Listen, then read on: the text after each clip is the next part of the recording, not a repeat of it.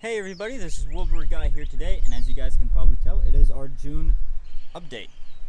Now, I'm going to say before we start, this month I am really excited with what I got. I can't wait to show you guys more in detail about what I got. Really great month, so let's just hop right into it. First item here, I got a World War II Japanese bayonet. Here's the marking on it. There we go. And then there's just a little chip in the wood there, no big deal. This I got on an estate sale for about 25 bucks, so that's a pretty good deal, if you ask me. Next item here we have I believe it's World War II, but it's a British strap for the British military. Excuse me. Not much to it. The markings are faded. There's one right there, I almost missed that one. Another one here. But it's still pretty cool. Next item here is a 2-in-1 kind of deal. First up we have just a GP strap OD7, pretty simple. And then a blanket. Sadly the tag ripped off or was taken off or whatever. So I don't know what date it is, but I'm assuming it's World War II, if not Korean War. But it's the same, the correct color, the mustard yellow or mustard brown. And I've been looking for a blanket for a while now for a good price, so finally got one. That's pretty good. Next item here is a World War II pickaxe, US obviously. Same with the blanket. I've been looking for one for a while now for a decent price, And so I got one. As you can tell, the handle is not in the best condition, but once you put this together, it holds up. It's not going to break or snap or anything like that. The pick here is dated 1944, if you guys can see that, as well as the cover. So the cover and the pick are dated 1944, so that's good. Next item here we have a World War II era Swedish helmet. So you see 3 crowns there. As you guys know, Sweden was neutral during World War II, so this was never used in combat. But it's still a pretty cool helmet, in my opinion. The liner, we have the 3-pad liner that we see sometimes, or not sometimes, always in the Swiss M18 helmet.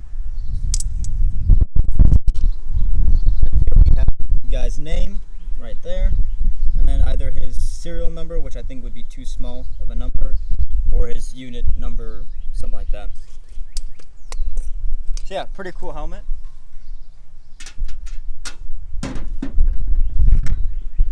Next item here, I have a World War II German Bakelite whistle. It's pretty cool. I'm not sure actually if you're supposed to put your finger on the hole while blowing or not. I'll do an example. So this is without covering the hole. And then now covering the hole. I feel like you'd have to cover the hole with your finger because it sounds more clear than without, but I'm not sure. Cool little piece anyways. Alright, next item here, it's a World War II M1 helmet. Now this one's in pretty bad condition, I know, look at that. But it's a front seam fixed bail helmet. I got this because it was a decent price and I wanted another fixed bail. And I also plan on restoring it. I've started already. Here we have, the reason why you see these splotches on the helmet is because there were stress cracks there. If they were not there, they were forming, so I wanted to prevent it. So I just put some JB weld on it, and right now I need to sand this a little bit more. Then once that's done, and I will repaint the helmet and recork it, and it'll be my first attempt at restoring anything. So we'll see how it turns out later on in the videos. But yeah, really nice helmet. It even has the heat stamp sort of visible. Right there. It looks like a 169, and I think there's an S on the side, making it a Schluter helmet. But sadly, I can't really read heat stamps, as in, I see a number and I'm not quite sure the month or year it was made. So if you guys can help me on that, if there's a website or a book that can help me read heat stamps, 8 stamps, please let me know, because I'd really like to be able to read it. Next item here, I have a World War II German Bakelite whistle. It's pretty cool. I'm not sure actually if you're supposed to put your finger on the hole while blowing or not. I'll do an example. So this is without covering the hole. So item, which is probably my favorite one, is this right here. At first glance, you guys are like, okay, yeah, it's a German medic pouch, in black. Here we have some markings, and then we have the manufacturer right there, and the piece of paper inside, which I'm not fluent in German. Heck, I can't even read a sentence, but I know this says one big and one small, and I'm assuming this says bandage, so one big band-aid, one small band-aid, and then here I'm not sure. So if you guys want to help me out on that, you can. If not, I understand, that's fine. But I know someone's going to I feel like someone's going to criticize me on not knowing what it means, but oh well.